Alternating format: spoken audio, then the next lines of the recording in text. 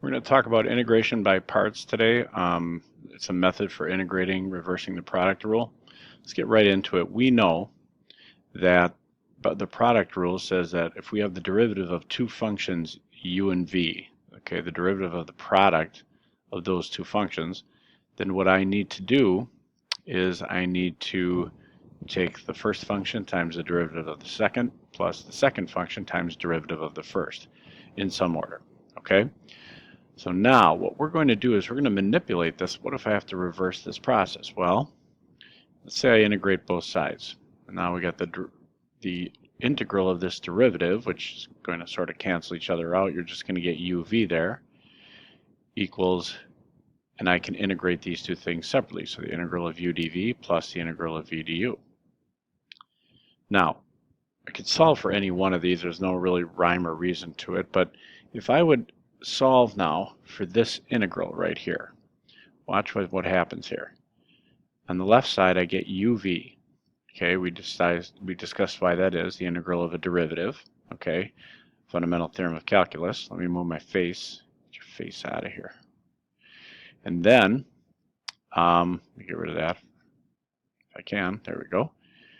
So then we have here, I'm going to subtract the integral of v du over from the other side. So I get this result right here, which is the result we're going to use for integration by parts. It says if you want to integrate any integral that you can write in the form u dv, you simply take u, which is right here, v, the antiderivative of dv, minus v, which is, again, the antiderivative of dv, times du, which will be the derivative of u. Okay? Now, we're going to put that into action in a second here. So there's our integration by parts formula again from the previous page. So the equation that results is the equation that we use to find antiderivatives of functions that can be written in the form of u dv. Okay, so now an example.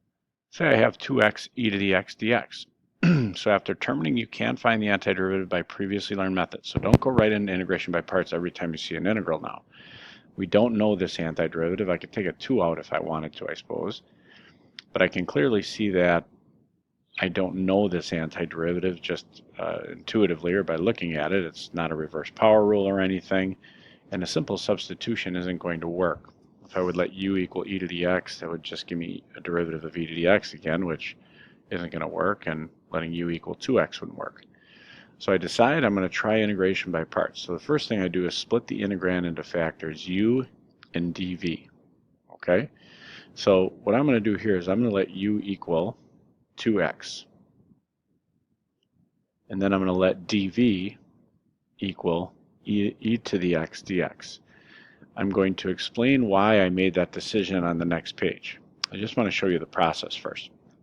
So I let u equal the 2x and dv be e to the x dx. So this entire integrand has to be represented here. So now to use the formula, which we again see on the top of the page, I need to not only know u and dv, but I need to know v and du. So I am going to find the derivative of u, which we call du, and that would be 2 dx. The antiderivative of dv, which would be, well, the antiderivative of e to the x dx is simply e to the x. Okay, so I actually did step 1 and 2 there. So step 1, identify u and dv. Step 2, find du and v. Done that. Now set up your integration by parts formula. Let me extend the page a little bit here.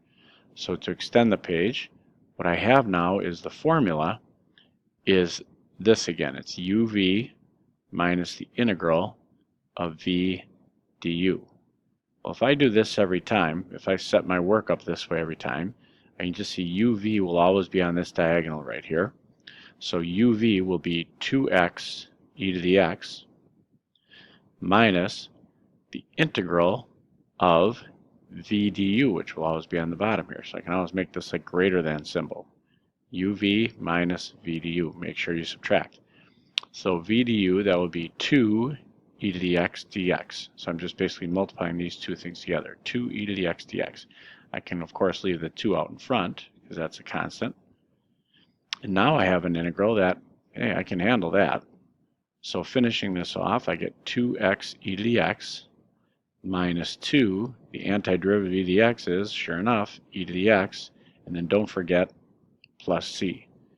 If I do a simple derivative of this, I can tell that it's the correct answer. Remember, if I should get 2x e to the x back if I find the derivative of this. Let's try it. This requires a product rule, so 2x times the derivative of e to the x, which is e to the x, plus e to the x times the derivative of 2x, which is simply 2, minus derivative of 2e to the x is 2e to the x, and derivative of c is 0. Well, these cancel, and there you go. And so my answer checks out. All right, let's go to the next page. Now, how do I decide what to let u be? Because it's a simple process once you decide integration by parts is the way you want to go. There's this mnemonic device here, ILATE. All right? And this is going to determine what you're going to let u represent. Okay? So the I represents inverse trig functions, L logarithms, A algebraic expressions, such as 2x in the last problem. So if you look at the last problem, I didn't have an inverse trig function. I don't have a logarithm in here. I do have an algebraic statement, so that's what I decided to let u be. All right, there's also an exponential, but that's further down the list. That's last on the list. There are no trig functions. There's an exponential, but I got to algebraic, and that was the first thing I had, okay? So if we look at this next problem, x sine x, is there an inverse trig function? No. Well, first of all, we're going to need integration by parts. There's no other way I can do this. You're always going to check that out first. I don't want to skate by that too quickly, but it is something that we have to think about. There is no logarithm. Algebraic, there's an x. So there I go. I'm going to let u represent x, and then dv is going to be everything else. So dv will be sine x dx. If you follow this ILATE, you'll have good success. So u is x, therefore the derivative of x is simply 1 dx. Antiderivative of dv is v, and the antiderivative of sine is negative cosine x. Okay, make sure you get that correct, your sign and everything. So now I have uv, so that would be negative x cosine x, minus the integral of v to u. The integral of negative cosine x, so that two negatives will make this positive, cosine x dx. So now finishing this off by integrating that integral, the antiderivative of cosine is sine x, and then of course it's an indefinite integral, so plus c, and there is our result. And again, you can always make sure you use the product rule, find the derivative of that to check your work. Here's another one, 3x squared log x dx. So again, I don't know the antiderivative, I don't see a substitution or another way to write it, so I'm going to use integration by parts. What should I let u equal? Well, there's no inverse trig functions, there's a log this time. So I'm going to let u equal the natural log of x. Let dv equal everything else. So 3x squared dx. So the derivative of u is 1 over x dx. The antiderivative of 3x squared is x to the third. So uv would be x cubed log x minus the integral of v du. Now, that would be x to the third times 1 over x dx. Now we can write that a little bit more nicely. I can write that, since x cubed divided by x is x squared, I can write that as the integral of x squared dx. So now finish by finding the antiderivative of x squared dx. I get x cubed log x minus antiderivative of x squared is 1/3 x to the third plus c. And there's my antiderivative of 3x squared log x. And again, check your answers, okay? In this next one, you can clearly see I have an inverse trig function. Awesome. So we're going to this time go through our process. I don't know the antiderivative, substitution doesn't work, la la la. So u is the inverse secant of x. And dv is everything else, x dx. What is the derivative of the inverse secant function? Well, it is 1 over the absolute value of x times the square root of x squared minus 1. You got to remember all your derivatives, right? Antiderivative of x is what? 1/2 x squared. So, looks pretty good so far, I suppose. But watch this one. This one gets a little hairy. Okay, I left myself a little more space. Probably not enough still. So this would be 1/2 x squared inverse secant x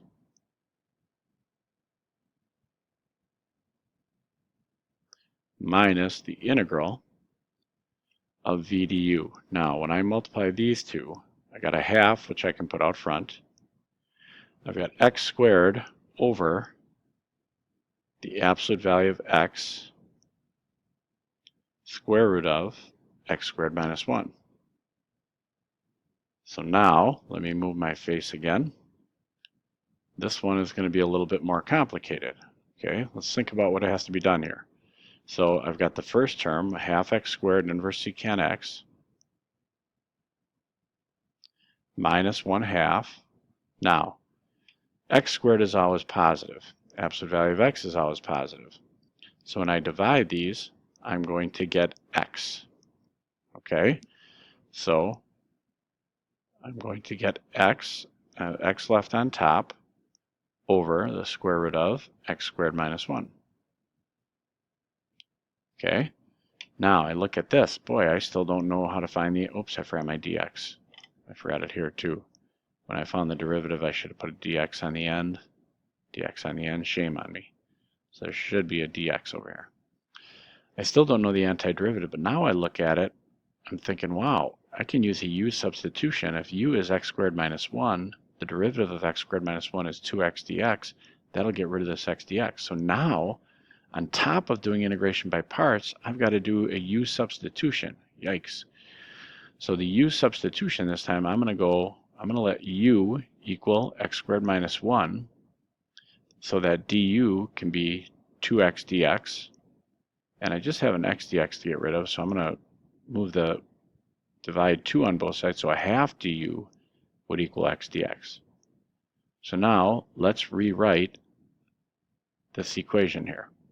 So now it says 1/2 x squared inverse secant x, you can't forget that uv term, don't dismiss it, minus 1/2 times, I'm putting a 1/2 du in place of dx, so that'll be a 1/4, and in place of x dx, I'm going to put du.